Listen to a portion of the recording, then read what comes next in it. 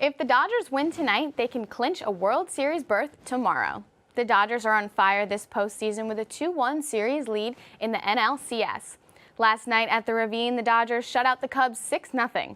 This is the first consecutive shutout win in postseason history for the 133-year-old franchise. Dodgers catcher Yasmani Grandal talked about their performance. We got to keep on going one day at a time. You can't look ahead. I mean, these guys won 100 and some games. You know, they got the talent, so you can't think ahead. If you think ahead, you know, that's when bad things happen. So we're gonna take things one day at a time. Last night, the Dodgers got their first win of the postseason without Clayton Kershaw pitching. But tonight, the Dodgers are facing the Cubs again and looking to continue their shutout streak. Right now, the score is 0-0 at the top of the fourth. The Dodgers almost scored in the bottom of the second, but Adrian Gonzalez was tagged out at the plate. The call was challenged, but they kept the call on the field. Now, about that team that punched their ticket. The Indians and Blue Jays squared off in a Game 6 matinee in Toronto. Cleveland got a shutout win against the Toronto Blue Jays 3-0. After scoring in the top of the first, the Indians didn't look back. Carlos Santana and Coco Crisp both launched homers to stretch the team's lead. The Indians have not won a World Series since 1948. 67 years is the second longest active World Series drought, behind the Chicago Cubs at 107 years. And now, a little closer to home, the Trojans have the week off and are using this time to develop some of their younger talent and focus on the fundamentals of football. Wide receiver Deontay Burnett is working on his skills as he will start in the game against Cal. I'm just trying to be consistent for my team, keep making plays for my team and delivering for them, and keep winning. Winning is the goal. Have been getting more notable reps, which has shown head coach Clay Helton how truly talented his team is.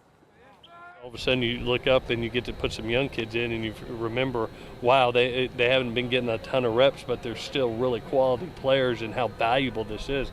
That's what I told them at the end. Guys, go in and watch this tape. But even with time off, opponent Cal is not too far back in their minds. Cal is currently 3-3 but faces Oregon before they travel down to the Coliseum to take on the Trojans.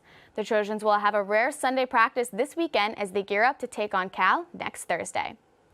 The number 5 ranked Women of Troy boasts not one, but 2 Pac-12 weekly honors.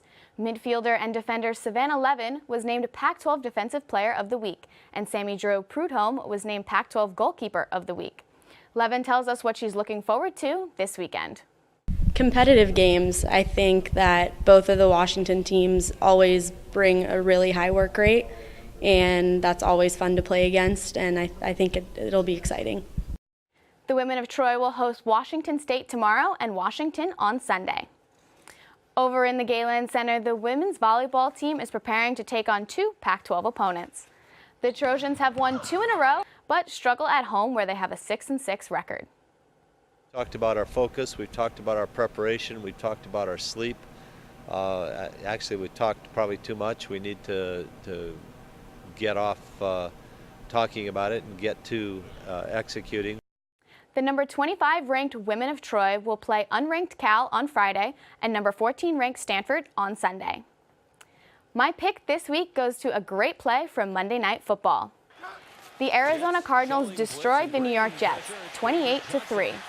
Former USC quarterback Carson Palmer handed the ball off to David Johnson, who leaves defenders behind and takes it to the house to put Arizona on the board. But that wasn't his only touchdown of the night. The running back got 3 touchdowns that night, scoring almost all of Arizona's points.